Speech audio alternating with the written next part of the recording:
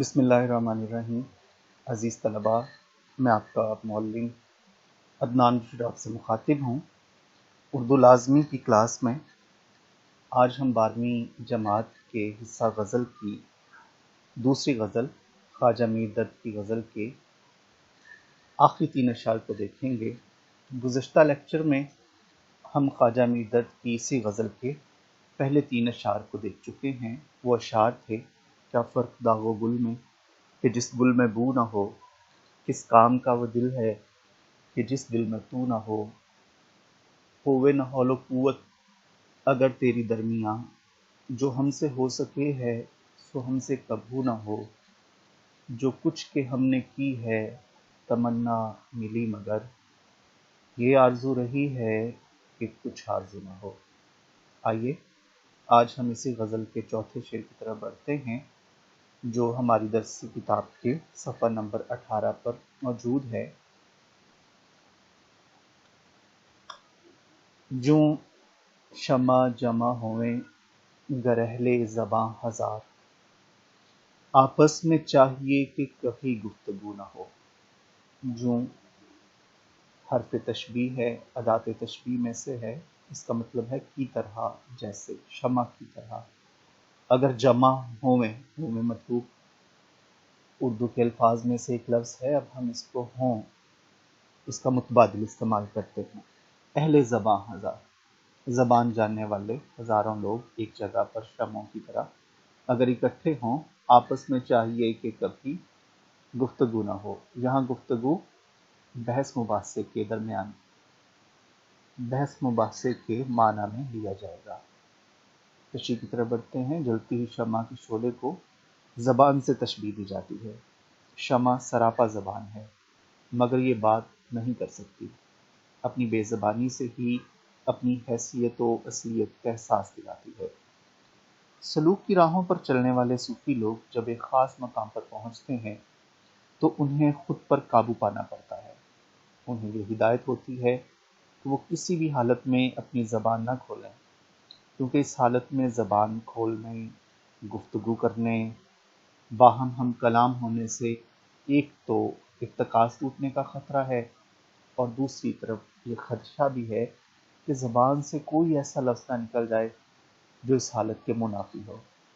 درد کہتے ہیں کہ شمع کی طرح زبانوں والے اگر ہزاروں بھی ہوں، پھر بھی احتیاط کا تقاضا یہی ہے کہ آپس میں بات بھی نہ کی جائے۔ اپنے ایک دوسرے شعر میں درد فرماتے ہیں: سرتا قدم زبان ہیں جوں شمع گو کہ ہم، سرتا قدم زبان ہیں جوں شمع گو کہ ہم، پر یہ کہاں مجال جو کچھ گفتگو کریں۔ آئیے 5ویں شعر کی طرف۔ جوں صبح چاک سینہ میرا اے رفو گراں، جوں صبح چاک سینہ میرا اے رفو گراں، یاں تو کسو کے ہاتھ سے ہرگز رفو نہ ہو۔ جوں وہی پچھلے شعر والا لفظ، حروف تشبیہ میں سے کے معنی جیسا، مثل، مثال۔ چاک زخم، رفو گراں کپڑا سینے والے، کسو کسی، پہلے ہم کسو بھی استعمال کرتے تھے، اب ہم کسی ہی اس کے لیے استعمال کرتے ہیں۔ ہرگز رفو نہ ہو، کبھی بھی نہ سی سکے۔ کپڑا اگر معمولی مسکا ہوا یا پھٹا ہوا ہو تو اس کی مرمت ممکن ہے، اسے رفو کرنا ممکن ہے، اسے مرمت کر کے دوبارہ قابل استعمال بنایا جا سکتا ہے۔ لیکن اگر کپڑا زیادہ پھٹا ہوا ہو تو اس کی مرمت ممکن ہی نہیں۔ درد فرماتے ہیں کہ اے رفو کرنے والوں، میرا سینہ دنیا کے ظلم و ستم، زیادتیوں اور ناانصافیوں کی وجہ سے پھٹا ہوا ہے، اور یہ بالکل ایسے ہی ہے جیسے صبح کے وقت سورج کی روشنی سے تاریکی کا دامن پھٹا ہوتا ہے۔ معمولی چاک ہوتا تو مرمت کیا جا سکتا تھا، مگر یہ چاک اس قدر بڑا ہے کہ یہ کسی رفوگر کے ہاتھ سے مرمت نہیں ہو سکتا، جیسے صبح آنے کے بعد رات کی چادر کو کوئی دوبارہ نہیں سی سکتا۔ میر فرماتے ہیں: درستی جیب کی اتنی نہیں ہے ناسے، بنے تو سینہ صد چاک دے سلا مجھ کو۔ مقطع کی طرف بڑھیے۔ غزل کا آخری شعر، چھٹا شعر، مقطع جس میں شاعر اپنے تخلص کو استعمال کر رہے ہیں۔ درد فرماتے ہیں، اے درد زنگ صورت اگر اس میں جا کرے، اہل صفا میں آئینہ دل کو رو نہ ہو۔ اے درد اگر تو دل میں زنگ کی طرح جگہ بنا لے تو آئینہ اپنی صفائی اور چمک کے باوجود دل کا سامنا نہ کر سکے۔ زنگ آپ لوگ جانتے ہیں کہ لوہے پر یا دھات پر نمی میں پڑے رہنے سے زنگ لگ جاتا ہے، جو اس کی چمک دمک کو اور اس کی مضبوطی کو ختم کرنے کا باعث بنتا ہے۔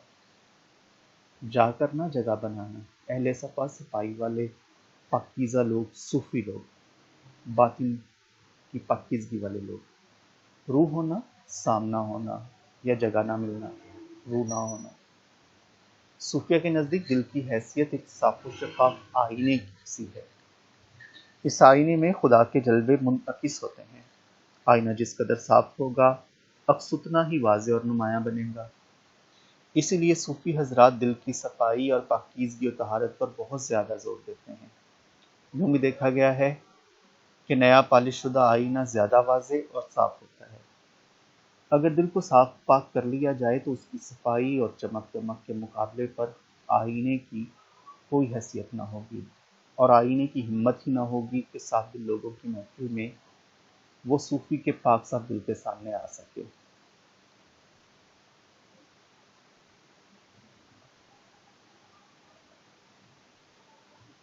عزیز طلبہ، آج کے ان تینوں اشعار کی تشریح کو ہم یہاں تک محدود کریں گے۔